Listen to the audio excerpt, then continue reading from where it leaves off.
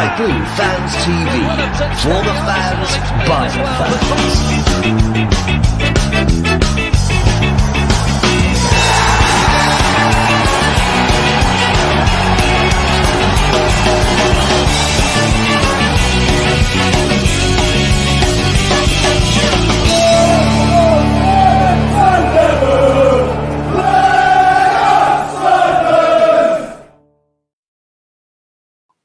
Very good evening to you all. Welcome to Sky Blue Fans TV. My name's Ken Stewart. I'm your host tonight.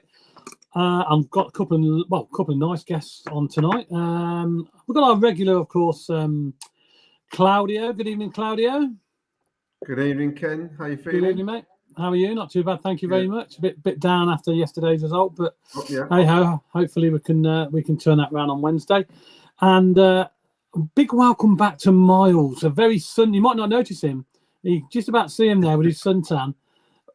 He's back in the country after his sunshine break. Good evening, Miles.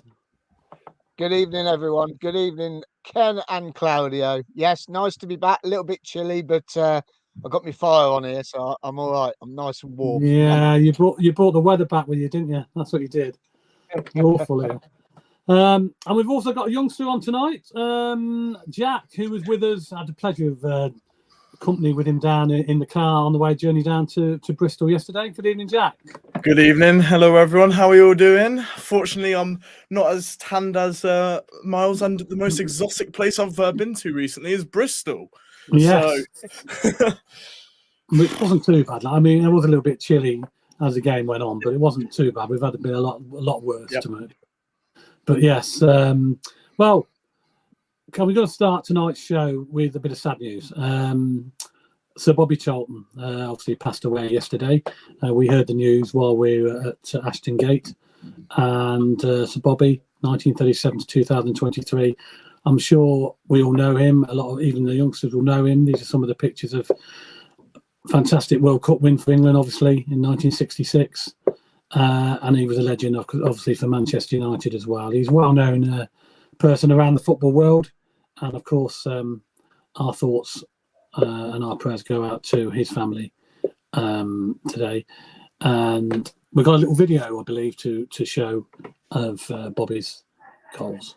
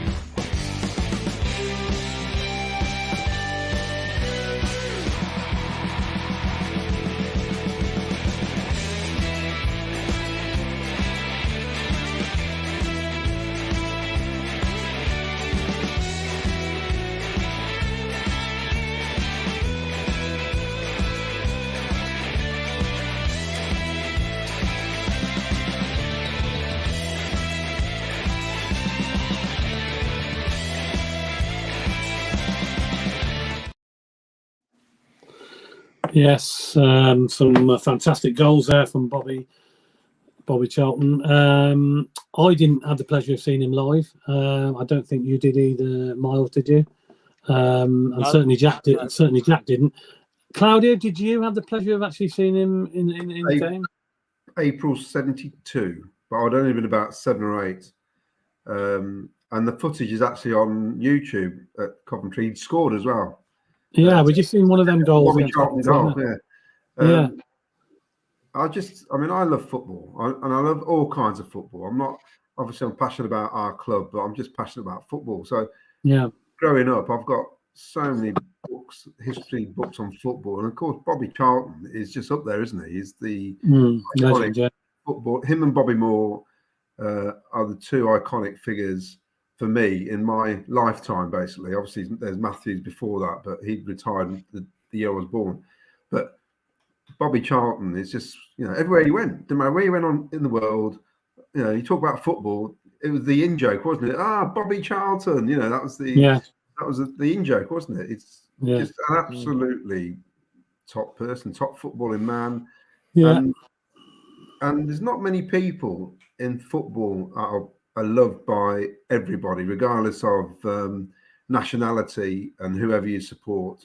And he was a true gent of the game, absolute star.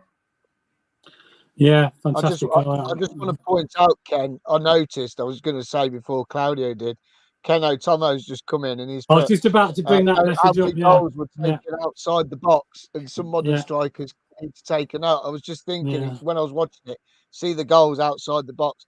It's not what we're doing enough lately, although we did and we hit the bar twice from outside the box. But he's got a good point. There's not a lot of goals that really, especially from our team, come from that sort of area of the pitch, which is unfortunate. But he was such a legend, such a nice bloke, and whenever you've seen him being interviewed, he was just fantastic. And I've seen some photos of him at Old Trafford, and the fans just absolutely adored him. So absolute gent, brilliant. Yeah, I'm sure whoever you support, up and down the country, whatever team you support, he's well known as a legend, and obviously it will be also remembered for obviously lifting the World Cup in 1966, of course, as well for England. And not forgetting the recovery after the Munich air disaster. Yeah, absolutely. Yeah.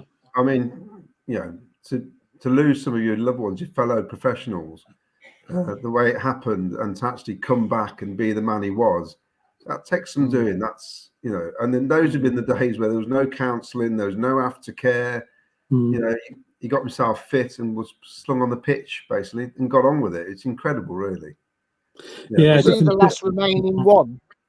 He was the last remaining one of the Munich air disaster, isn't he? I think, is that right? I think so. Yes, I think so. I mean, he's because he was one of the younger ones, wasn't he? So he's he was 86. So yeah. It's such a shame, and I'm sure I say all our thoughts and best wishes go to his family at this sad time. Okay, let's move on then. Let's move on to yesterday's game.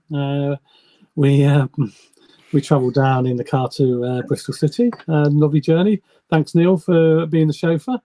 And it didn't quite go out to plan, did it? Did it, Miles? First half was good, fantastic first half. And to be honest, talking a game of two halves, this was certainly it.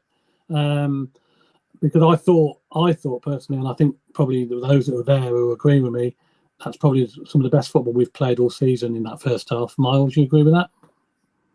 Yeah, well, it was a great birthday present for you, weren't it? So happy birthday for yesterday, by the way. A great blooming holiday. So it didn't exactly go to plan, but no, it didn't. No, first half was. I reckon the first half, especially the first 34 minutes, was the best football I've seen us play this season. I think. Yeah. The first 34 minutes was. We camped in their half. They couldn't even get out the half. They couldn't get out to even attack the goal. It took them 35 minutes to have a shot on target, which Ben Wilson had to tip it around the post, dive to his left. I really thought that was our best 34 minutes, definitely the best 34 minutes of the season. Sakamoto, I thought he was chucking himself about. He was trying to take players on. The ball was sticking to his feet. Ben Sheaf was just phenomenal. I mean, Ben Sheaf was just outstanding to be out. What was it, 6-7 weeks to come straight back in after Mark? When I got off the plane, I heard Mark Robbins' interview saying that he took an injury in the week early on, and that he weren't going to play. and he ended up playing. I thought Ben Sheaf was just outstanding. Matty Godden, he had a couple of chances that he normally puts away. He snatched at it, went wide. I think Ellis Sims had a little go as well. It just couldn't. The pressure we put on, we needed to take advantage of it, and we should have been 3 or 4 up before half time, to be honest with you.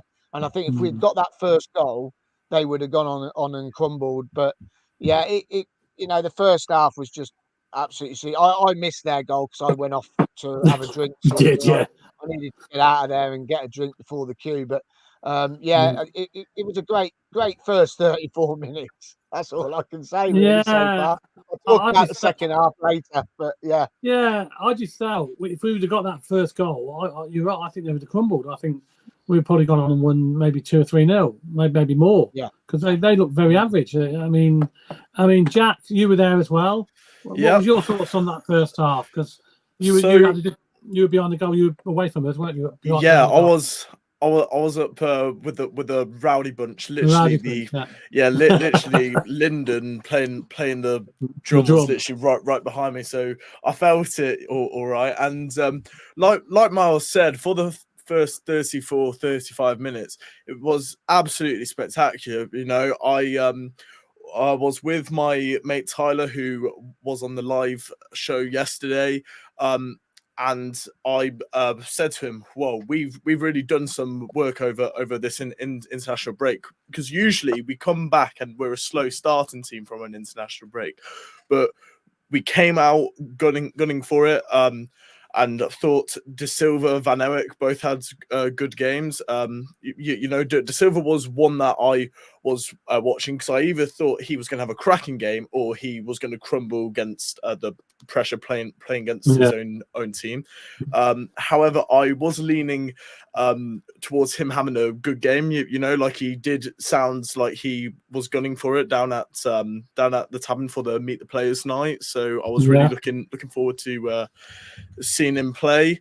And it's sod's law, right?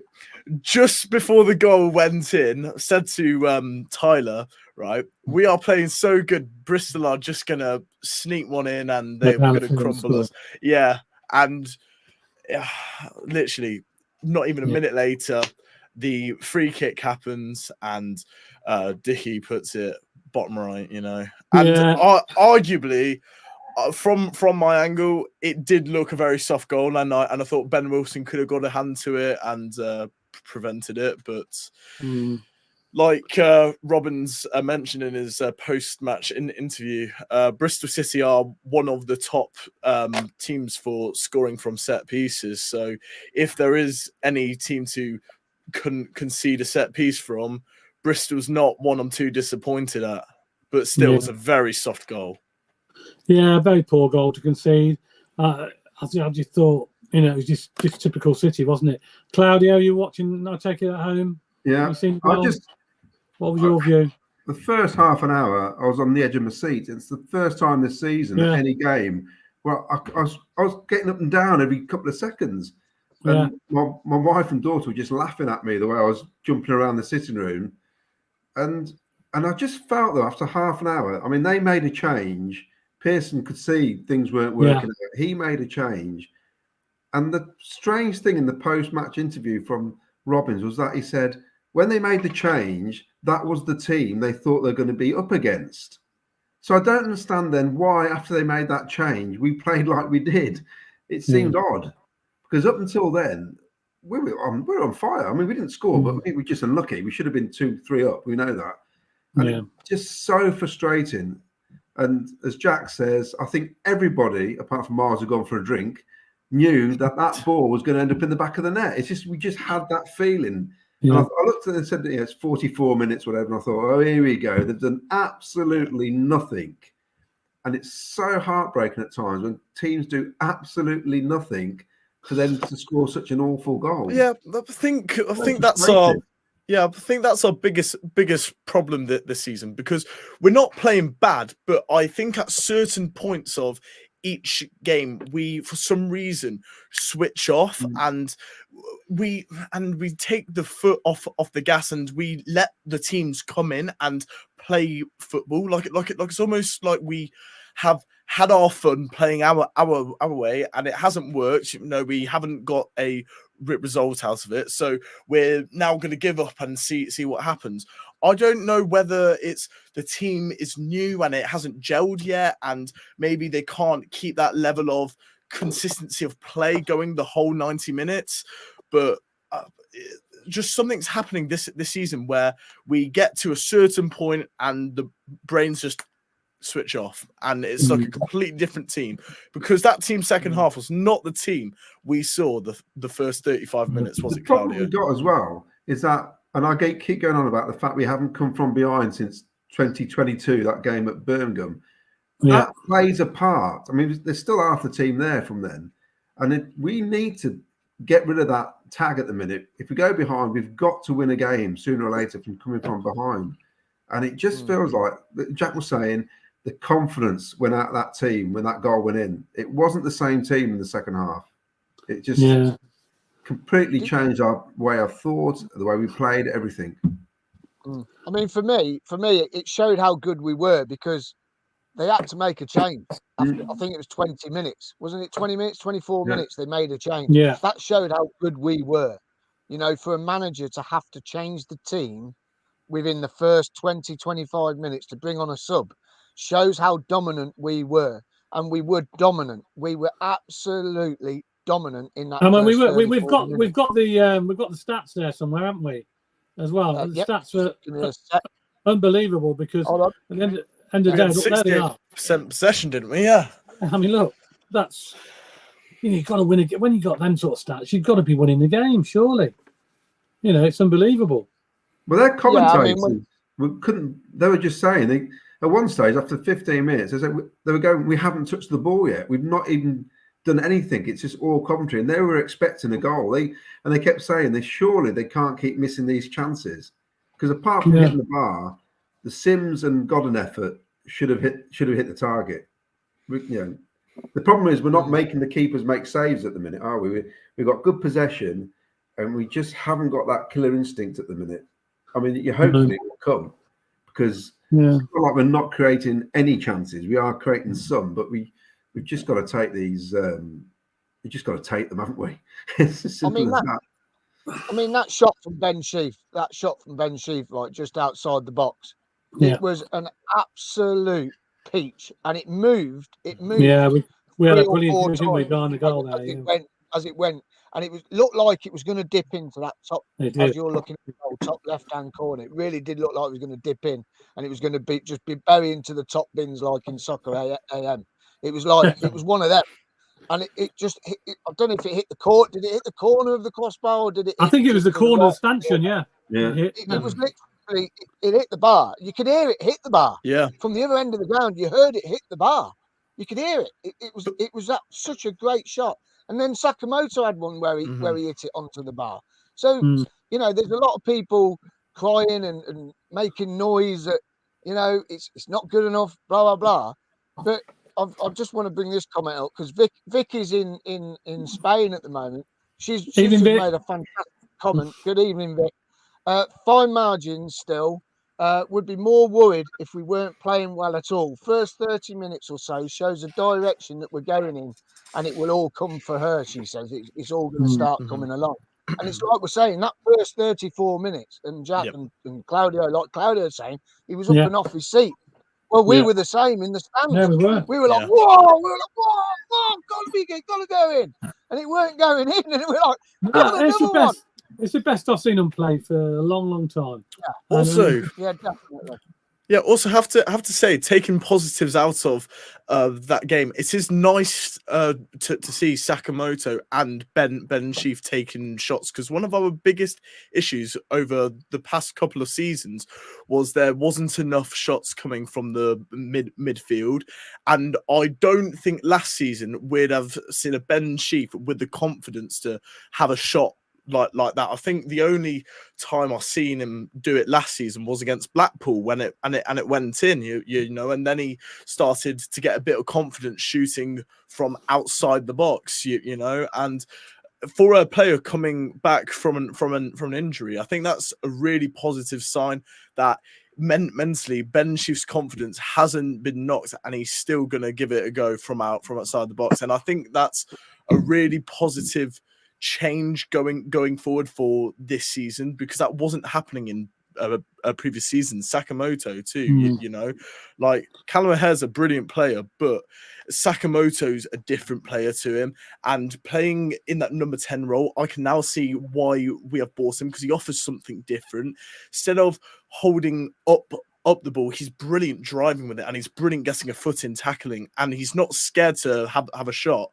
And that's really promising for this season, because where we were lacking was from the midfield, like goals and shots from the midfield. So it's really exciting to see a team forming where we are getting shots in from all over the pitch. You know, we've seen in training Bobby Thomas. You know, he's got a cracking shot on him too. You know, so we have to look at the positives. Yes, we didn't play good second half, but the way we were feeding our wing backs too, the way Van Eyck was making room and like finding these runs was really impressive. I do have to say, like, credit to them there. But the whole game was close, but no cigar. You know, we just couldn't put it in the net. Ian, good evening, Ian Pimlott says, obviously said on the radio, we needed to be testing the keepers more, which we do, because we don't do it enough. This is an interesting question from Robin. Robin, good evening, Robin Fletcher. We seem to lose the momentum after that long stoppage. You know, that injury, Miles. Do you agree with that? Yeah, it's like anything today. I watched the Villa game, the second half of the Villa game, and the guy's gone down. Yeah, okay, it was a head injury, but was it a head injury? Was it worth that much of a stoppage time? Did it really slow it down? I'm not too sure. I just think that we forced them into a substitution. That sort of changed the momentum a little bit more than the head injury. But normally when players get a head injury, they get back up and they play like they've never been playing football. Just want to go out there and be absolutely superheroes because they've got a bandage on their head. And that's he suddenly turned into a worldy defender when he got that bang on his head. So I don't know what that did to him. But it's I don't know. Was it that? I think it was more. I think it was more the second half that upset the rhythm. To be honest with you, I think the rhythm in the second half, they were playing all the tricks and under the sun for it all. Goalkeeper was taking his time, and they just second half it played to them really, because they were 1-0 up. They didn't have to really attack. They could try and get us on the break, and then every time we touched them, they'd fall over. They knew the referee would sort of give a free kick. I mean, Ian Smalls come up and said this. He says another poor ref, clear red on Binks, second yellow missed. Very poor decision to give free kick for them to score from. I mean, I didn't think it was a free kick. That was right in front of that first foul on Binks. It was a horrendous off the ball incident. The lino's right next to it. The referee's behind it. How on earth can you sit right? Binks is blocking him like defenders do. They jump in front, block the ball, see the ball out of play, and he's just been absolutely like lifted off the floor. And he's a big lad, lifted off the floor and pushed into the boards behind the goal. And there's no punishment. The refereeing was very inconsistent. And I know you're a referee and your mate was with us, and I could hear him going on, and you were going, no, that weren't a foul, really. That was, but this wasn't. But I just think, Ian Small gives a good point. The referee was very inconsistent. And, you're given a free something that there was one on Eccles. There was a real bad challenge on Eccles on the halfway line. Right? Which they nearly scored from, didn't they? It was a good save. They nearly scored from it. Yeah. 2 minutes later, we foul a player, not even as bad, didn't even dive in on him, and the referee's gone no play on. Oh no, give them a free kick. I mean, it's just like the standard of refereeing is very, very inconsistent. And if you're not going to give one free kick for a challenge that is, it's right into the side of the thigh, which is a dead leg, and then you go and give a free kick which is soft, it's not good enough. It ain't good enough. And it's like they were saying today on Sky. A Villa player went down, didn't even get touched on the head, went down, held his head. West Ham were on the attack. Referees turned around, blew his whistle because he's holding his head. Bloke's got up, walked off, and that's it. You know what I mean? It's all bull at the moment, and I think these referees have got to really take a big look at themselves because, as I say, I haven't seen the goal because I can't be asked, to be honest with you. But what I've heard, it weren't a free kick, and the referee was poor in most of the game. And the lino on our left-hand side, he didn't have a Scooby-Doo, mate. Didn't have a Scooby-Doo. He didn't know what he was doing. And there was incidents where the fans were shouting for a free kick.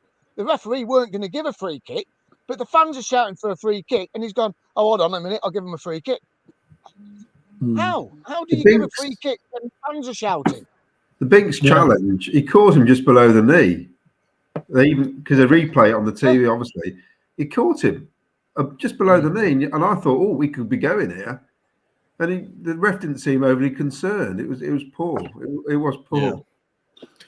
VAR would have ruled it a red or a yellow minimum, you know, because there was no intention to play for the ball there because the ball was out of play. You know, he just grabbed his shirt and full on took him down like that. That was completely malicious, and the player knew exactly what he was doing. And I don't know why the ref didn't intervene. Like I was absolutely outraged when I saw it, to be honest. I mean, this is interesting. From Craig saying Pearson's tactical change. He's seen when we were dominating, he gambled with an early sub. Do you think Claudio, Mark Robbins should have second half changed it around a little bit, maybe? Well, this is what I mentioned earlier. When Pearson changed the team, that was the team that Robbins thought we were going to be facing, that formation. Yeah. Which makes me think, I can't understand our second half performance. It doesn't add up because we're playing way better with this other formation that Bristol put out. So for some reason, we obviously had more room to play in midfield, and he basically blocked us out in the middle of the park. Chucked him an extra body in there.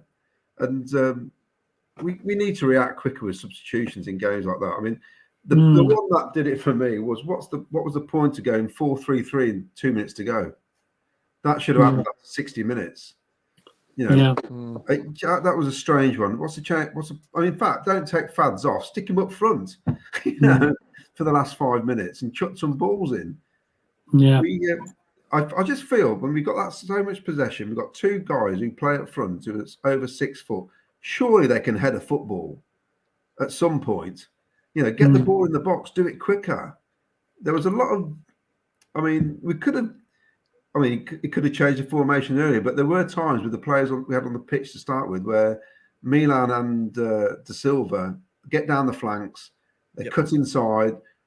Godden was free 3 or 4 times, and the ball goes to the bloke who's got 3 blokes on him. So they're just pulling it back. You can see Godden waving his arms around saying, "I'm free, I'm here, waiting for it." And they seem to choose the wrong option, which is so frustrating because they've done the hard bit. You know, Milan made some great runs in the second half down the wing.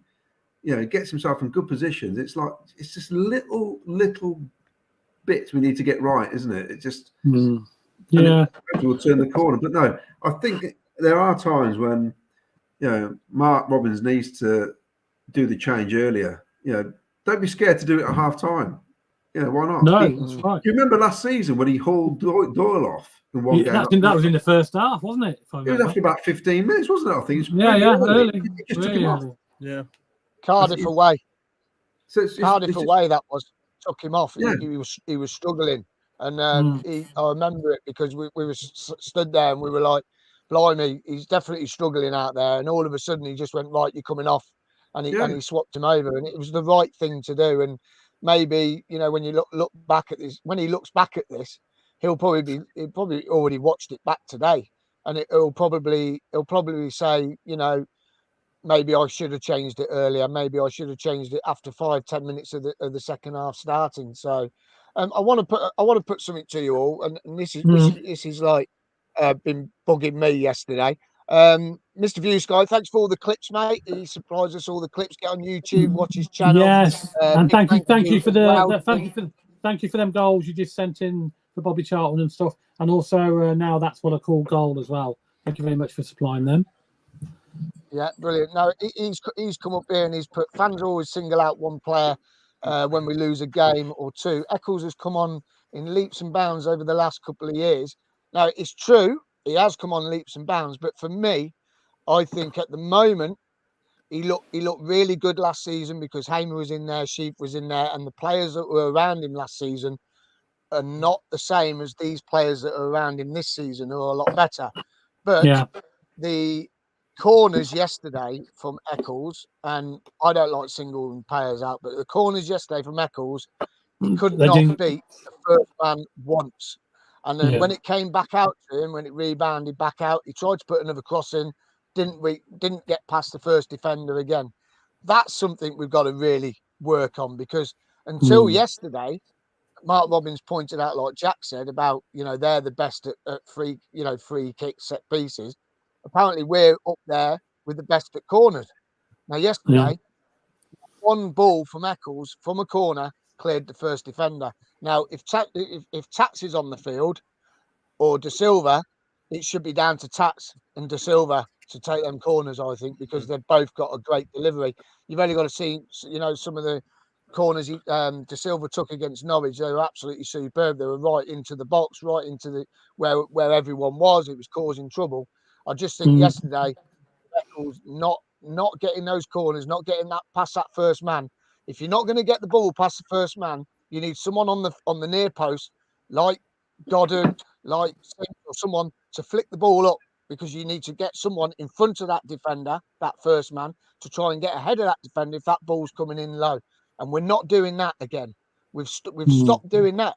We started doing it last season when we went on that little run. Someone mentioned on the radio about it, and we all of a sudden started playing that way, and we were flicking the ball on from the near post when the ball was coming in low, and we were scoring goals, and we went on that run. Yesterday, not one corner from Eccles cleared the first defender. That was the most disappointing thing about yesterday, to be honest with you. That was the only thing. But his performance yesterday was brilliant. It was brilliant, apart from the corners. I think, come on, sorry. I would say, maybe I sound like an old fart, but I do think that if you're a top professional, that you need to look after your body a bit better than what some players have done when they get a week off. And when there's videos going around, it doesn't help at all.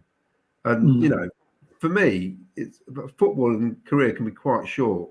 And I think you just got to be careful how you live your life. And I know the young men can get drunk and all the rest of it, but I just feel that if, you got to be on top of your game. You got to look after yourself as well. And things like that backfire on players. He's not the only one. It's happened to others in the past. It doesn't help, and it gives fans something to shoot a player down with, basically. But you're right, Miles. The reason we lost wasn't because of Josh Eccles yesterday at all.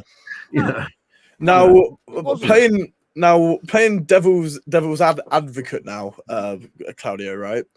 These players now probably have regular medical checks, and they probably get examined. So if they do have a drink, it's probably not the end of the world if their overall fitness levels are still at a reasonable level. Because I'm pretty sure that if they drank to the point where the liver's giving out, the management and the backroom staff wouldn't let them train, or wouldn't let them even anywhere remotely near the squad. Well, I'd like to think at least, but they are also social media role models too, and they have to set examples. Like if we go back to when City won the treble, everybody was having a go at Jack Grealish for like going out on the lash and partying, and it does negatively probably affect the players' mental, because all the fans know exactly what they've done. And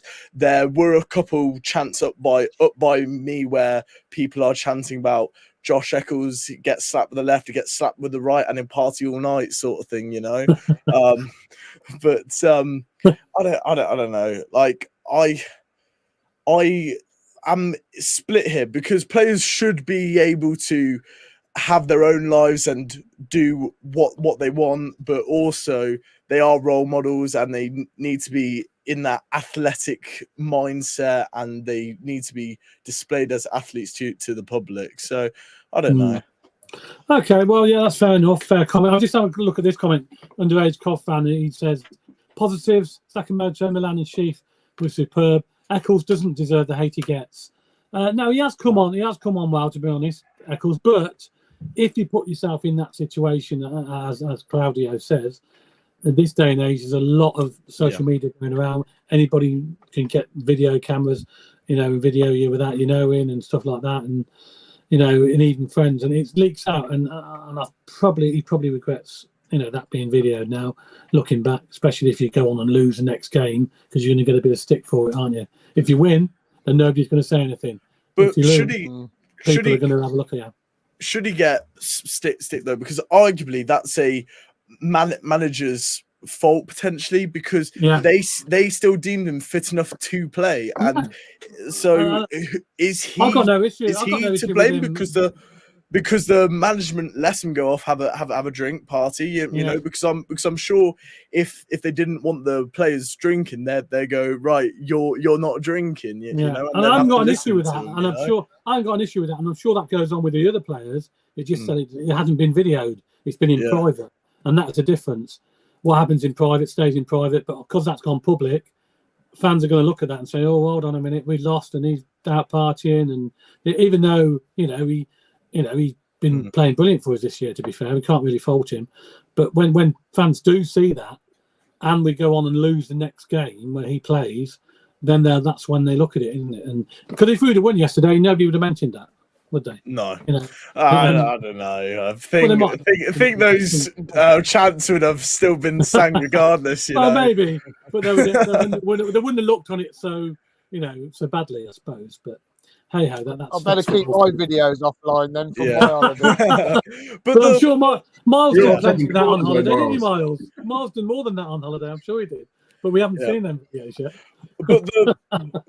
But the point I'm making is, right, should that really be a valid reason for Eccles having a poor game? Because clearly, right, he would have been medically fit, so regardless of what he did, it shouldn't have any effect on how he plays football. However, if it does, then arguably that's a management fault, no? Because surely they should be keeping a closer eye on him and not letting him, go out on the lash. What I don't understand is that it's an international break. We don't lose that many players. Why are they having time off when we're being told they need to gel and keep together and play together? For me, I reckon they should be training. Well, perhaps they should be. It was very strange. There was a phone call. There was a phone call on the radio on the way back. Ricky made a point. Ricky said he come on and he ranted, bless him, and he said, why are they having a week off when they're meant to be gelling, just like you've just said? He said, why are they having a week off when they should be training for 2 weeks and they should be, improving on what they've got? Why they're giving them a time off? But you can understand why they're getting time off. It was a busy schedule. The run up to that international break. It was 2 games a week. Games being moved to Friday nights and bloody Monday nights and all sorts of things going on. So, maybe they did deserve a time. I don't know. Maybe you should just give them 3 or 4 days, not a whole week. But it's one of those, and we never know what the manager sees, do we? We never know. It worries me that they all go off. This is not just our club, that they all go off in different directions. You'd think they go right. We're gonna have a break. We all go together. And have a break. Have a little mini training camp or something. Because Jay went to Portugal, didn't he? And Binks went somewhere, and they went all over the place. I think it's a bit. I'll be worried where all the players are going. Maybe they should have gone on a little training camp again. Well, that's what I'm saying. A mini training camp. Like that. But I don't know. You just don't know, do you? Yeah. Anyway, look, let's have a short break, and look, we'll come back. We'll put the adverts on. We'll come back, and then we'll talk a little bit about Rotherham. We have got a Rotherham fan coming on a little bit later, so we'll get their view of the game coming up midweek and how we have to bounce back, I think, for that game on Wednesday night. So we'll be back after a short break.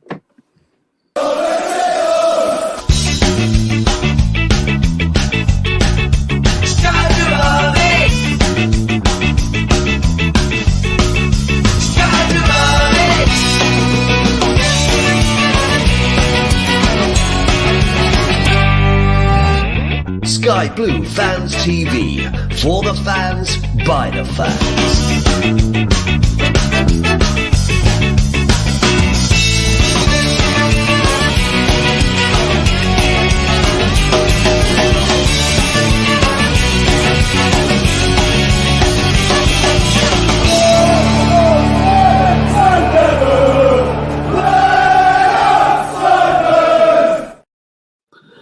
Good evening, welcome back to Sky Blue Fans TV. I'm here with Claudio, Miles and Jack. We're talking Bristol City game, and we're just about to start talking about the Rotherham game, which is coming up very shortly. We've got a couple of reminders, though, of things that are going on. We have a question of sport at the Tavern on Thursday evening. This is a new venture from the Tavern, being hosted by ourselves and Sky Blue Extra. Get yourself down there, get yourself a team, and join in. Basically, we're going to try and do it every month. Hopefully, it will take off. So it'll be the first one this month on Thursday. So get yourself down there from around about 7 o'clock, I should say. Get down there, get a seat, get your teams together, and we're playing. Obviously, we're going to be there with a team from Sky Blue Fans TV and Sky Blue Extra, and it's all going to be a bit of fun. So it's all going to be based on the old BBC question of sports, as we've seen or as we know about it on BBC, we've all seen in the past, and it should be very good. So we're looking forward to that. Also, we've got the Boys of 87 at the Walsgrave Social Club on the 10th of November. We had Chris Baker on the other day talking about this. It's going to be a fantastic night. You got Mickey Ginn, you got Oggy, you got Dave Bennett there. And there is tickets still available for that at £10. So you can contact the Walsgrave Social Club on that to get your tickets. That's going to be a fantastic night. Yes, Miles. The link for the tickets are in the YouTube description. So if you go into the YouTube description, you can find the link for the tickets there, and they can purchase their tickets through that link. Right, fantastic. There you go. So no excuses. Get down if you've got anything to do on that night, the 10th of November. That should be a fantastic night. And I'm sure they'll all have a few stories to tell about 1987. I'm sure we have as well, but theirs will be more interesting than ours, I'm sure. But yeah, that should be a fantastic night. Okay, then we've got some few more comments to go through, Miles. We've got quite a few comments coming in, haven't we? Yeah, loads coming in. Let me go back right to the top. Let's have a look. Yeah. Mini 1987 says Sir Bobby Charlton was a legend of football. Yeah. Ian Small says, good evening, all. Ian. They broke the mould. I think he's on about Sir Bobby Charlton and definitely the music players and everyone like that. Luke Carter's come on, says, evening guys, hope you're all okay. Miles is looking like David Dickinson over there. Well, I quite agree there. You're right there, Luke. You're spot on, mate. David Dickinson. I was trying to think who he looked like. Do you want a deal? I knew he reminded me of somebody. Danny Jory says, good evening, Miles and Ken. Good evening. What else we got loads of comments coming in here. Where are we going here? Robin Fletcher says, we seem to lose momentum due to the stoppages. Yeah. Claudio answered this question. Luke Carter says, do you think coming from behind is starting to be a struggle mentally for the players? Probably, yeah. I would probably think so. Mark Harrington's come in. He stopped in Western Supermare last night. Hope you found the sea while you were there, mate, because I know it goes out a long way. Bristol fans approached them last night in Western saying, how the hell did they win it? They were shocked and thought we were excellent. Yes, nice to say that after the game. Yeah. Mr. View Sky says, nice time. I don't know. I'm not. Mr. View Sky says, I'm not too concerned at the moment. Think we're slowly improving and things are gradually starting to click. Reckon we'll go on a run of wins soon. PUSB. Yeah, I can't see it being that far away now. Under average Cod fan has come on and said Bristol City roughed us. We didn't get protection and we didn't deal with it. Yeah, there was a lot of that, wasn't there? There was. Yeah. Craig, is that Sysum has come on. Pearson's tactical change. He's seen we were dominating and he took the gamble early with the substitution. Shame we didn't take our chances. It could have been so different. Yeah, it could have been absolutely massively different. I think we would have gone on and absolutely dominated it, to be honest with you. Keno Tomo, not every game is the same. Keno Tomo. I don't understand why we can set. Well, you can set your watch at 73 minutes when our subs can get made each week, week in, week out. Yeah, I suppose that's right. We're always doing late subs, aren't we? It is a little bit of a blooming nightmare at times, isn't it? So it just gets a little bit repetitive, doesn't it? You know, with everything changing all the time. Wowsy comes in. Good evening, Wowsy. Eccles is rubbish. Alan Sheaf in the middle. Milan on set pieces. Yeah, well, if we had a direct free kick, maybe Milan would have took one, but we didn't really have a direct free kick yesterday. That's another thing that we've struggled to get, isn't it? Direct free kicks at the moment. Or he says, Simon Wells, he says, or De Silva. What's this one here? Luke Carter says, absolutely agree with Claudio. Ronaldo is a great example of what we put in. What we put in, you get out of your body. You don't put diesel in a Ferrari. Yeah, that is true. That is absolutely true. What we got here? Nation Radio. Tony says, Fat Baz wouldn't like to be told no drink. I don't know if you know Fat Baz, guys, but he does love his drink. So Baz just watches from time to time. Mr. Views guys come in and says, like Southgate does with the England squad, team building. I think we need to do a lot more of that at the moment. It really is sort of, it's getting a little bit, I don't know. Maybe they should have gone on holiday together. Luke has come in and put, to have the link between midfield and attack. I think we will be fine. Lacking a decent playmaker.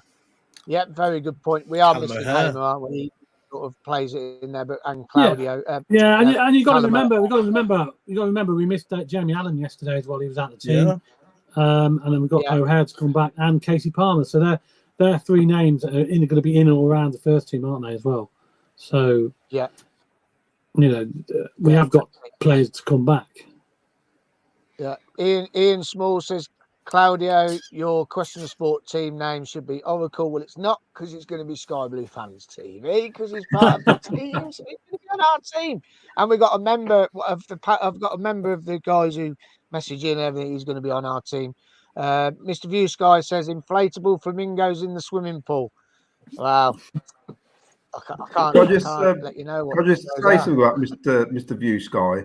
He's been brilliant because I handed him that big massive box of my Cov City videos, and he's putting them on YouTube at the minute, and they are fantastic. I can't believe how good they've come up. They've been sat in the garage for 20 odd. Well, some of them are from the 80s, and they absolutely look great.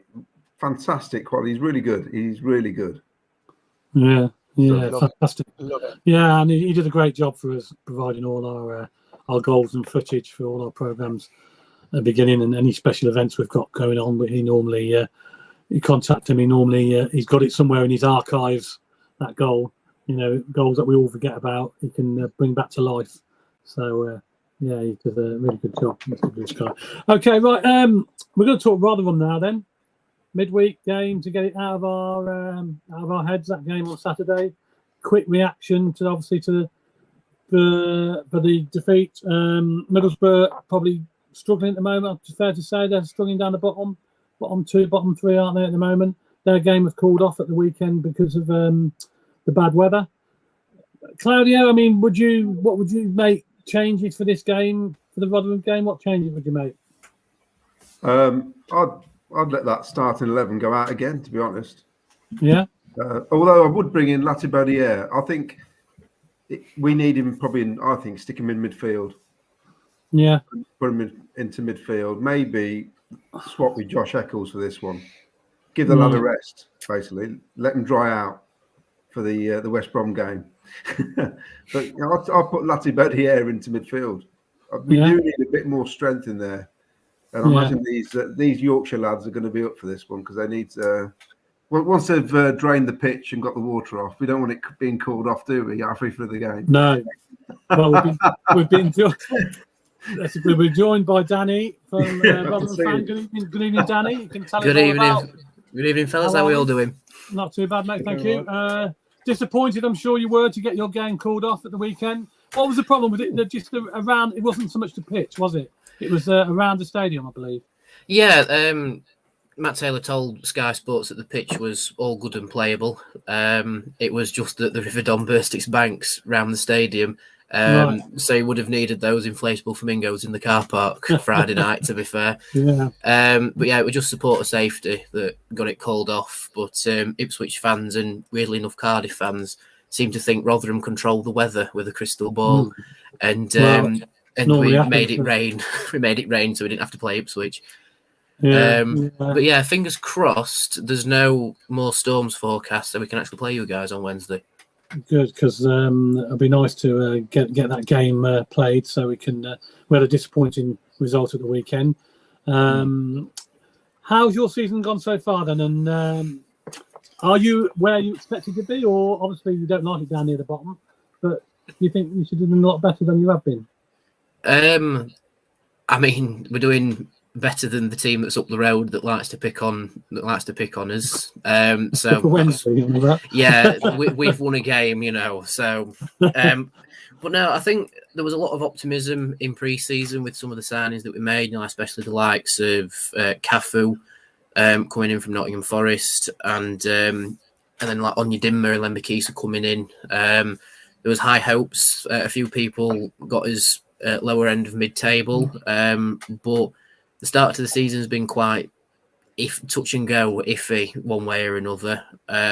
We've played well in some games, don't get me wrong. The Blackburn game was a farce because we should have really won that, but EFL referees, And we played really, really well against Leicester, but they were just the better team on the day, and they showed why they were a Premier League team last season. And then most recently Southampton, we really took it to Southampton in the second half and managed to get a draw out of it. But it's almost like we're still chasing the performance against Norwich, which is our only win this season. We're still trying to chase that level of performance, and in some games, particularly Millwall, we've been far, far below that. And we've also been fairly crippled with injuries as well, because we've only just managed to get 2 fit centre backs at the moment, and that's Lee Peltier and Sean Morrison. So yeah, we're in a bit of a rut injury-wise at the minute, where some players coming back will just feel like we've signed new players, to be fair. We're not the best. We've got a few injuries as well ourselves. It's a weird thing, isn't it? Everyone seems to have loads of injuries at the minute. I think it's Doncaster that have got 15 first teamers out at the minute. Really? Something daft, yeah. Jesus, that's a lot. That's a lot, especially if you're operating like a lot of clubs in the Championship, not massively big squads, not like the teams that have probably just dropped down from the Premier League. They've got big squads, Norwiches and people like that, and Southampton, Leicester. They've got big squads. They've got a big budget, so they can afford to pay all their extra players. So all the rest of us that have been in the Championship for a while have got like a strict budget, I suppose, and we've only got any injuries hit us worse than anybody else normally, don't they? Yeah, definitely. Especially when one of your star players in Cameron Humphreys is out until probably the new year, I think, sometime like that, which isn't good because he's our younger centre-back. It just seems to be in one department at the minute, but yeah, we've been in an injury crisis before. Just hopefully we can push through this one as well. Yeah. Anybody out, surprise you this year? What players we've got to look out for in the Rotherham team? I would definitely say Victor Johansson. A lot of people have put him playing at a much higher level than Rotherham in his future. He's just become a Sweden international. So I think he's like the first player to appear for Sweden whilst playing for Rotherham in like the same time. So fair play to him. But he is one of the better keepers in the division. I think the only thing that lets him down is the defence in front of him. I think if he had a defence of, say, Sunderland's quality, shall we say. It'd be a lot more well recognised. And I think one player that is sort of deceptive, really, is Jordan Hugill, because he's one of those players where if he's got the motivation, he'll completely blow past you. But if he doesn't have the motivation, he's very quiet. I think that's why he's played really well against the likes of Norwich, because it's a former club, and against Southampton because he started from the bench. And then one player that just seems to be everywhere all the time is Ollie Rathbone. He just never stops running, basically. And other than that, the rest of the players, they have the moments, but I wouldn't say they're like head and shoulders above anybody else, if that makes sense. Okay. Yeah, I mean, is there any players in our team that you'd be looking out to danger, do you think? The resident Birmingham fan that likes to lurk in our podcast said about Sims being quite a physical presence. Yeah, he has been, although he hasn't been on top form lately. So yeah, that's what he was been saying to us. But it might be something for Matt Taylor to look out for. Like bigger centre back against your front man, because, like you say, he's been out of form, but it only takes that one little moment sometimes, doesn't it? Yeah, that's right. It does. And do you think? I mean, where do you think you're going to finish this season, Rotherham? I mean, where's your prediction? It's early days, obviously. Nobody tends to look at the table until sort of Christmas time, realistically, because then you play quite a lot of games and you can make a judgment. But obviously, with injuries, you never know when they're going to happen, and it does affect your team. So where would you think realistically that Rotherham can finish this season? Speaking from my heart, I'll say anywhere above Sheffield Wednesday will do nicely. But with my head, I think it's anywhere where there's 3 teams below us. I think it's another season where we'll be targeting to stay up and build again. But I said this on our podcast, to really progress in this division, you need to always look up and not down. And with Rotherham's case, you don't want to just look at who's behind you, like, oh, we're comfy, there's 3 teams behind us, sort of thing. You want to have a look at the other 20 teams that are above you, like, how can we catch them? How can we improve to catch them? We've been quite low on confidence as a squad so far due to results and injuries. And I just hope we take that mindset forward to look up, not down. Yeah. We just had a message from one of our viewers says tempted to say the Ipswich game being postponed on Friday may have done you a favour. The tractor balls are on fire at the moment. Well, you're right there. They are, aren't they? A team you don't want to be playing at the moment is Ipswich, because they are on fire, especially if you're struggling. Yeah, definitely. It's sort of like we got let off with one because they've got a player in their team, George Hurst, who did terrible for Rotherham. So that's like the little motivation for him with Ipswich to try and get one back on us. At the same time, it was almost a chance to build momentum from the Southampton game. Like strong in the second half, international break, and going back again. But I suppose the silver lining is it gives us a little bit more time for players to come back a bit fitter as well. And it decreases the workload from Saturday, Wednesday, Sunday, just to Wednesday, Sunday, which is quite nice. Yeah, you're right. We've got 2 or 3 important players out at the moment in our team as well. So we're sort of just getting by at the moment. We haven't really got the form together like we did have last season. So obviously we've got quite a long way to go. So it's early days as far as I can see. So I don't like to make too many predictions until sort of around Christmas time, I think, when you can sort of prejudge things. Yeah, I think so as well. Yeah. Give us a prediction then for Wednesday night. Ooh. Wet and windy Rotherham, which I'm sure. Yeah, my prediction is bring armbands. But I said on our podcast, yeah, exactly. I said on our podcast, on paper, it doesn't have the billing to be a classic, but with Sod's Law being at play, I could almost see it becoming a classic. So I'll echo the prediction on New York Talk and say I think Rotherham's going to win 3-2, but it's going to be a really thrilling game. Okay, plenty of mistakes due to the weather, mate. I think so. It'll be a case of both teams somehow taking the chances the whole time, but defences being far out the window. Okay, fair enough. let's have a look at the lads. Claudio, what's your prediction for this game? First, I want to ask Danny. Do you remember? Yeah, go Are you old enough to remember Mark Robbins being Rotherham manager? Oh, I'm just old enough to be within that window, but I wasn't. I don't think I quite knew what football was when Mark Robbins was Rotherham manager. I always think it's quite funny because when Paul Warren was your manager, they were twin strikers. They played together, and I think they even played against Coventry when they beat us. But anyway, and another thing about Rotherham is a fantastic sculpture park. I know that. See?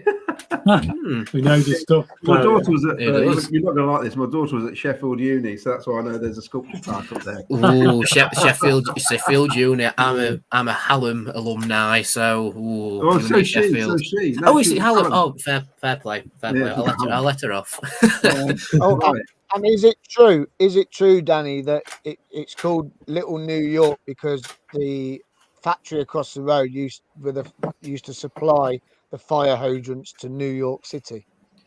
That is true, yeah. Gueston Crimes did manufacture the red fire hydrants in New York City, but that district of Rotherham is called New York after the Duke of York, and that's from the early 1800s, I think. So it's a nice little amalgamation that Gueston Crimes made the fire hydrants as well. There we go, got a bit of a history lesson. But I've got to say, if you get a chance, the sculpture park is amazing. It is a fantastic place. Anyway, right, Coventry are going to win 3-0. Oh, that came a bit sharp, that one, Claudio. Surely we're going to put some goals away at some stage. It's going to happen. Well, but I mean, we should have won 3-0. I'm normally sit on the fence, so I'm coming off the fence this time. 3-0. And Ellis Sims, if he plays, is going to be the star of the show. I've had a drink. Let's hope so, because we really should have won on Saturday, but we didn't. So we can harp along all we want about it. At the end of the day, it's the result that counts, and we didn't win, we didn't score, they did, and even though all the chances we missed, it's one of them things. Jack, prediction? I think it depends how we come out. If we come out like we came out the first 34 minutes of last game and actually see out our chances, like Claudio said, we could be on for quite a game, like 3-0. But I'm gonna predict 4-1. 4-1 because I think I might need a drink now. because we need something to springboard us on that run, like all the fans are hoping and praying for. And no offense to Rotherham, but they are a team which are struggling at the minute, and I can see this game being like QPR Part 2, where it's some of the best form our strikers have been in, and it's going to be one of the best games that we have played as a team this season. Wow, strong predictions there. So. Okay, can you beat that, Miles? Oh, Jesus Christ. If anything's to go by after 34 minutes of yesterday's game, then I can see us losing it 1-0 again. But I'll drink to that. Do you know what? Yeah. I'm just going to take a draw. I think I think we'll concede again. I do believe we'll concede again, and I'm going 1-1. To be honest with you, I can't. It's just not quite right yet. It's just not right at the moment, and I just can't. I can't see us getting a win Wednesday. I literally can't. In all seriousness, we've struggled at Rotherham in the past. We've not got a great record at Rotherham, and likewise, they've not got a great record at ours. They've only beaten us once since 1964 in Coventry, and we're not far behind the other way around. So what Miles is saying is probably what's going to happen, to be honest. Different team though. It's two teams desperate not to lose on Wednesday. Yeah, okay, fair enough. I'm going to disagree with all of you because I think we're going to win. Well, I agree with Jack. Obviously, he said we're going to win, and Claudio. But I think it's going to be tight. I think it's going to be 2-1. I'm going for a 2-1 win. I don't think it's going to be as easy. I don't think it's going to be as easy as we all think. We're not going to go up there and win 3 or 4-0. Bunch of pessimists, you lot. Because we're not in that sort of form at the moment. But things can change, as you know. So we need a little bit of luck. Sometimes you need a little bit of luck in football. You have a decent ref and things go for you. You never know. But I think we'll win, but I think it's going to be tight. So I'm going to go for a 2-1 victory for me. Have you seen who the referee is for the game? No, it's Lewis Smith, and he's never refereed a Rotherham game before, ever.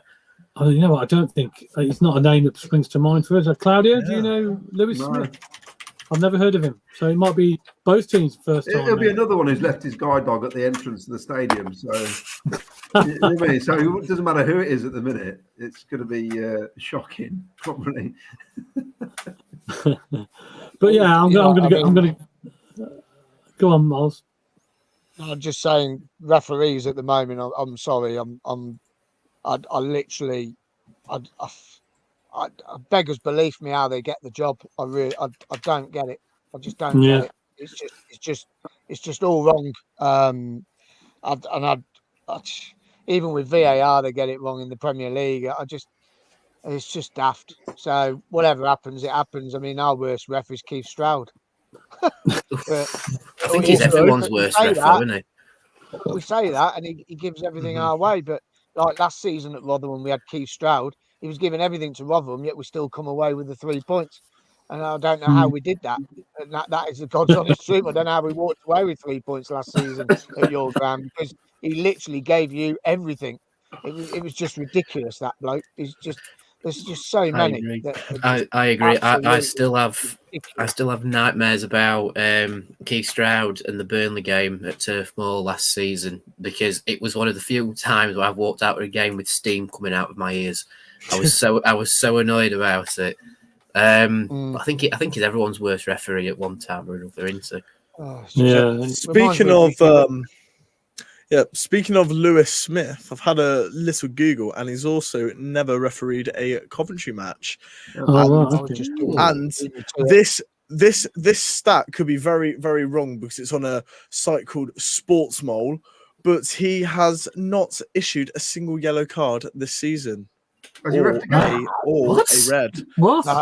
Apparently so. His first game. Is this his first game? No, he has 44. He seems to be quite a new ref. 44 games, no yellows. That's amazing.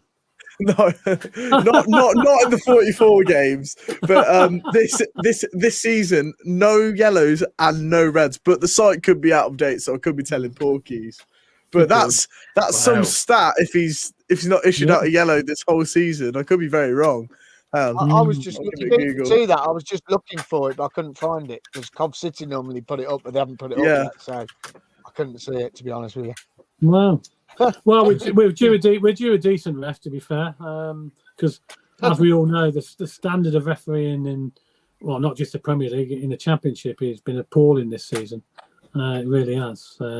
There's the basic decisions they get wrong, and it's not consistent enough. Simple as that, you know. At the end of the day, people do notice it, and we can't all be wrong, you know. It's just very poor, so that needs to be addressed, I think, ASAP. But hopefully, if one of these, got to give him a chance. This new guy, new ref, we never know. He might be very good. We'll have to wait and see. So hopefully, he will be. Might get the game flagged. Thanks very much, Danny, for joining us. Appreciate it. And I want to wish you good luck after Wednesday, obviously. We'll need it against the ones from up the roads on Sunday. So thank you very much, and thank you very much for having me on, fellas. No problem. Thank you very much. Thanks for your time, mate. Cheers. See you. Good night. Well, there you go. Thanks, Danny. Let's talk a little bit about Rotherham quickly then. So, Miles, can you see us bouncing back on Wednesday? I know you're on about it being a draw, but could you see a better performance? Obviously, I think we will. I think we'll go up there and win. Yeah, I really do. No, I just think there's something not quite right just yet. It is coming. It is coming. You could see it in the first 34 minutes, as I said Well, earlier on. if we play like that, If we play like that, we'll probably bang 5 or 6 in. But 90 minutes, we've got to play like that for 90 minutes, and I just don't think our fitness level's there yet. And you could see it for 34 minutes. It was. Do you know what it reminded me of? That I mean, I said it about the Hull game. You remember the Hull game we went up to? In the first half, our football was the best football I'd seen so far this season. We played. Yeah. It was a fantastic game. Saturday was better than that. It was the next level again. It was good. I just think we're going to have a hangover from that yesterday. We're going to have a hangover from it. But I'd love us to go on and win it. I really, do. I want us to win all the time. You know that. Okay. But we ain't going to win every game. And I'll take a point. You take a point away from home, and then we go and beat the Baggies on Monday. That's the big one. That would be great. Monday, really. Yeah. What changes would you make then for Wednesday night then, Miles? Who would you bring in? Who would you leave out? Me? Do you know what? I'd stick with the same team, to be honest with you, but I would probably give Eccles a rest. And like Claudio said, and I've said before, I'd like to see Latabodier play in that defensive midfield role with Sheaf. I think those two would work well together. There's something about Latabodier. I think that he would fit in there with Sheaf. I just think Sheaf, for me, was the outstanding player on Saturday, and if he performs like that again, we've got something going. But I think you rest. I think you give Eccles a rest. I think Eccles needs. I know he's had 2 weeks off, but I think he needs to come out of the team. I think he needs to come onto the bench. He for me is the odd one out at the moment. And I don't like singling players out. I just think he's the odd one out at the moment. Last year, he looked a real good level because of the players that were around him. This year, there's players around him that are a lot higher standard, and he looked a little bit off it on Saturday. I believe he was slightly, especially with his corners. I would change the corner takers, and I'd rest him on Wednesday. I'd put him on the bench. Definitely. Now, do we know when Jamie Allen's back yet? Because he's got a calf injury. I was just about to ask the question. Has anybody heard about Jamie Allen and how long he's going to be out? Well, if it's a calf injury, I'll be surprised if he's back Wednesday. Yeah, not Wednesday, but it depends on the grade. But the club like to keep that sort of thing under wraps, don't they? Yeah, I've heard anything about Jamie. Personally, Rotherham have the worst squad in this division. It's worse than Sheffield Wednesdays. It's not a great squad at all. Yeah, they are a poor squad, and really we cannot lose on Wednesday. We need to get something. But if you look at our position, what's frustrating about the result on Saturday, we win that game, we would have been 7th, a point outside the playoffs. It's not a disaster at the minute at all. We're kind of where we are last season in our position in terms of, we can't quite get the points to get us closer. Then all of a sudden we started getting the points, didn't we? So it's not. The way some of our fans are reacting at the minute is as if it's, it's as if we are Sheffield Wednesday. You know what I mean? Well, the bar's the trouble, Claudio. The trouble is, Claudio, the bar's been set so high after last season. But there's so many teams. Fans expect us to be up there. In the middle of the table are so close. And we've said it at the start of the season. We said there's 3 teams out of 19 could get promoted this season. That's our closest championship is. I reckon it's going to be another season where you won't need a huge amount of points to get in the playoffs because everyone's going to be beating each other, apart from maybe Leicester. You'd imagine that at some stage Ipswich are going to, surely they're falter. I can't believe they're going to keep going like they're going. Well, if they start getting a few injuries, it'll be interesting to see what happens, won't it? It's like Miles said, that first half an hour was ridiculous how well we played. Like, I didn't expect it at all. It was a shock. I thought, what's going on here? I didn't expect this. We're away from home. It's the best I've seen us play away from home for a long time. Yeah. And now, okay, so if we played like that all the time, every game, where would you put us in the league? Surely we're definitely up there, playoffs and like maybe even automatics. Top 4, I'd say. Top 4. Top 4, yeah. So we definitely have it in us. Second, yeah. So we definitely have it in us, but it's just about getting that team to click and play like that all the time, right? Yeah, we say it a lot when we're talking about Premier League players coming from foreign leagues, right? Like it normally takes them a season to get used to the style of football that we play in England. You know, when we had Hamer for the meet the players night, was really interesting to hear him talk about the difference in style from the Eredivisie and the like Championship, because in Holland they play a very like nice, like flashy style of football, and if the team's down 1-0, then the fans will still sing, the fans will still chant, as long as they are playing nice football. However, in the Championship, you know, Gus mentioned that it's very cutthroat, and if the team is losing, regardless of you playing nice football, the fans will be at you, and it does affect the players' mentality. So maybe it is just an experience thing. Maybe it is a time thing. You know, like Claudio mentioned, you know, Van Eyck was making some lovely runs, but he couldn't find Godden. You know, maybe that's just he's panicking a bit, or he hasn't got his head in the right mindset yet, and maybe that's just a thing with time. I have always said this season, I don't expect us to be up in the playoffs. I don't expect us to be up in the or semantics, maybe playoffs actually, because I'm staying optimistic. But it's a development season for us. You know, like look at when Arteta first took over Arsenal. You know, the Arsenal fans saw what he was doing with the club. You know, and it's a little bit like, dare I say, Man United, but Man United are like, they are really struggling, and they're moaning week in week out, and we all love it. Like looking through like that, you know, we all love hearing the Man United fans moan. But Ten Hag was trying to build a system, and arguably it's not working for him, but it definitely works for Arteta, didn't it? You know. Yeah. Just quickly, who would you change then, Jack? Would you make some changes for Wednesday? So I'd keep Sakamoto in, and I'd keep Van Eyck. What changes would I make? I would like to take Eccles out. With Rotherham, it is a team where we can experiment with. I wouldn't mind playing 4 at the back for the full 90. To be honest, maybe give Fads a rest. You know, just to bring in Kitchen. Yeah, switch up, because from what I've seen from Kitchen, I do like him because he knows how to drive with the ball, and his vision for a forward pass is brilliant. It's the way he runs with the ball was very reminiscent of how Luke McNally used to drive and Callum Doyle at times last season.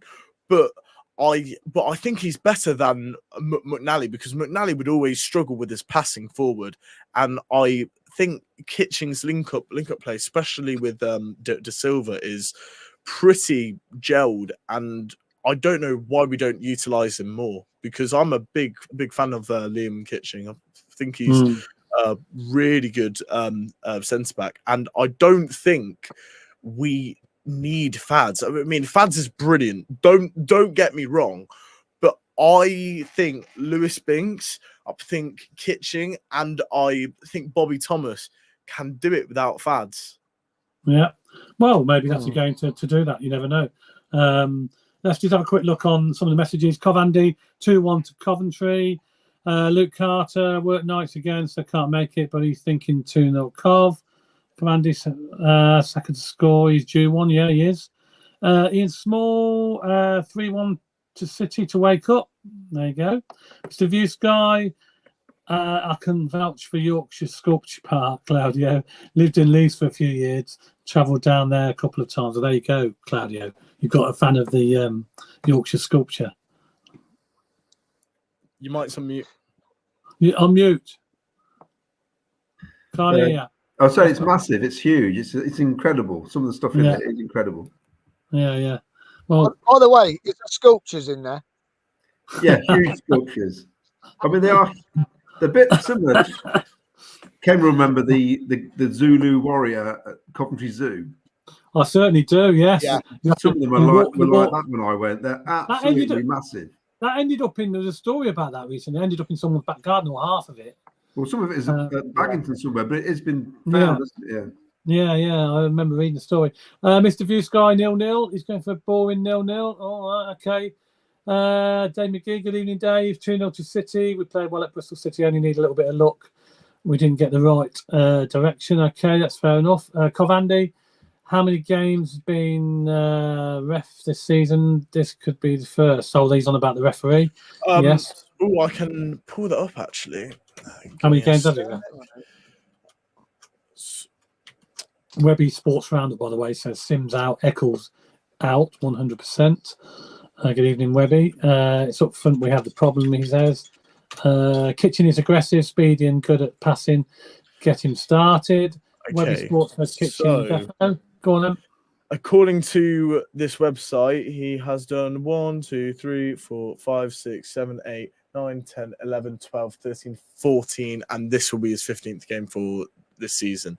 And so, and apparently, during this period, he has issued 0 yellow cards at a rate of 14 games, this being the 15th, and 0 red card at a rate of, again, 15 games. But it's not grammatically there, so I don't know if it's the most trustworthy source. But I have searched him up, and he's not a ref that pops up. You know, there is a player, I think for Bradford, that popped up, but not a ref. Okay, fair enough. Great content again, says Robbie Fletcher. Thanks, Robin. Webby Sports 1-0 Carve. Where's the cat, Claudia? Well, he was sat the other side of the screen and he walked off. Oh, okay. But see, people miss. See, when he doesn't make an appearance, people miss it. I know. We do. We can't hit a barn door at the moment, says Webby. Kenatomo. The Zulu head is now with Presley's Emporium. No, Pedley's. Pedley's. Oh, okay. Pedley's, sorry, yes. He meant to say Pedley's. Oh, right, okay, fair enough. Danny Drury is going to go for 2-2.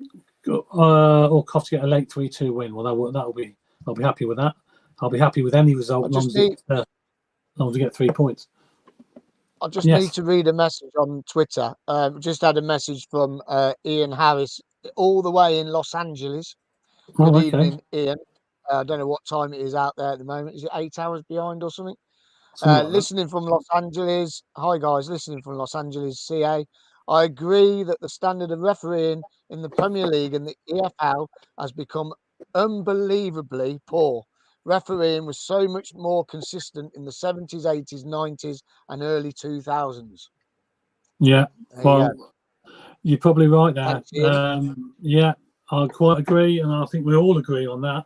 Referee's been very poor this season. I'm struggling to think of a game really where we didn't have an incident where the referee has caused an issue.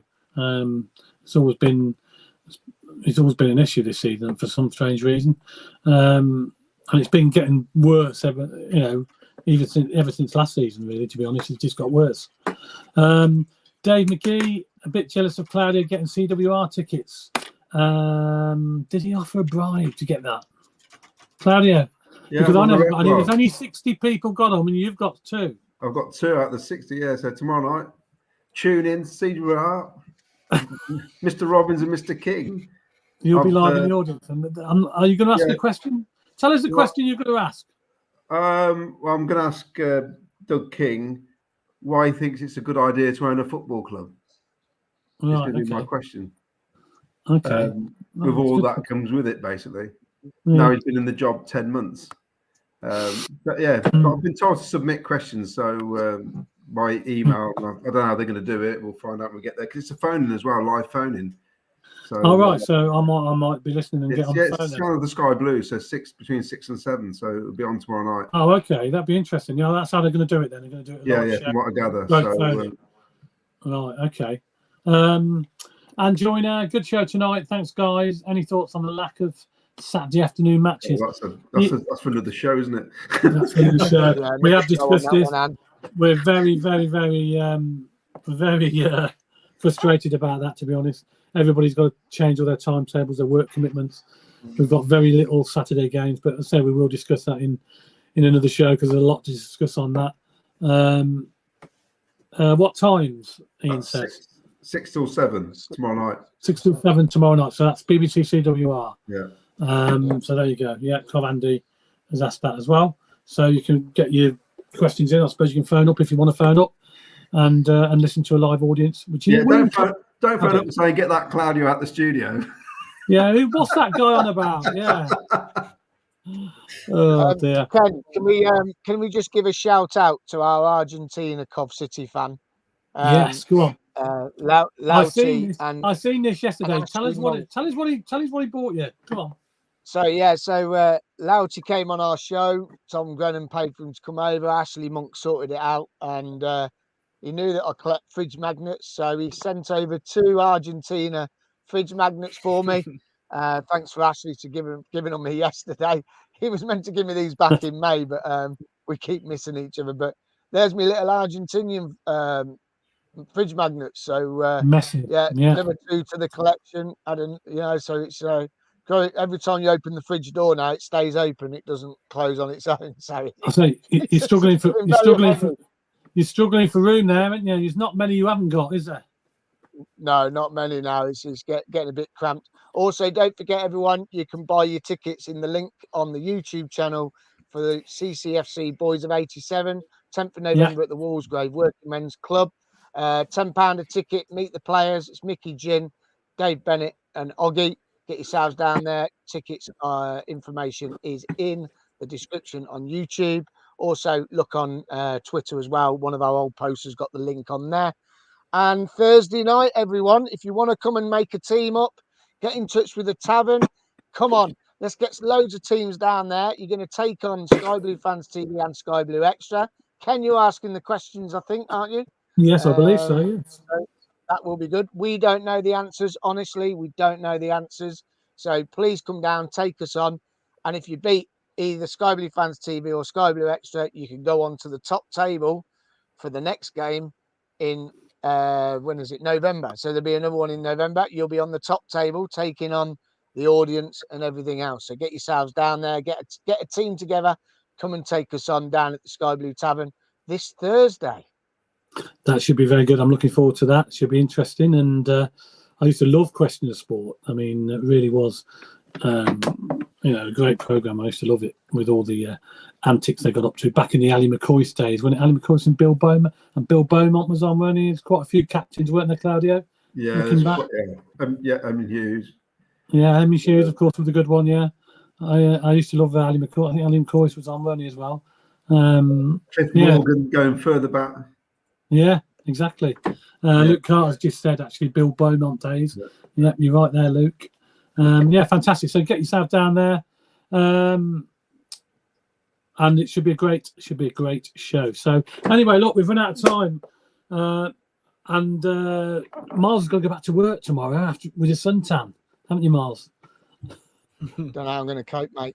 Don't know how I'm going to cope. Oh, David Dickinson there. Right, thanks for joining us tonight, Miles. I appreciate it. And Claudio, as always, thank you very much for your input. Thank you. And youngster Jack, thank you very much for coming on.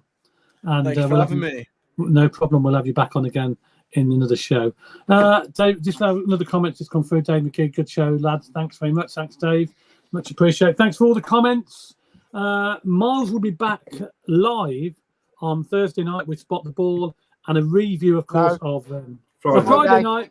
Sorry, Friday night, Thursday night's the Question of Sport. Friday night, he'll be back with everything we'll normally have on a Thursday, but it's going to be Friday this week, simply because the Question of Sport clashes. So we moved our show to Friday. We'll be reviewing, obviously, the win, obviously, at Rotherham, hopefully. Another 3 points in the bag, all going well. And we'll have Spot the Ball and all that malarkey. And then we'll be looking forward to, of course, the West Brom game on the Monday as well, Bank Holiday Monday. So that'll be Friday night, 7:30 with Miles. That'll be live from his Leafy Warwickshire studio. That's it, I'm afraid. We've got no more time. Thanks, everybody, for joining us tonight. And I'm just going to leave you with a Play Up Sky Blues. Play Up Sky Blues. Play Up Sky Blues. Good night, everybody. Sky Blue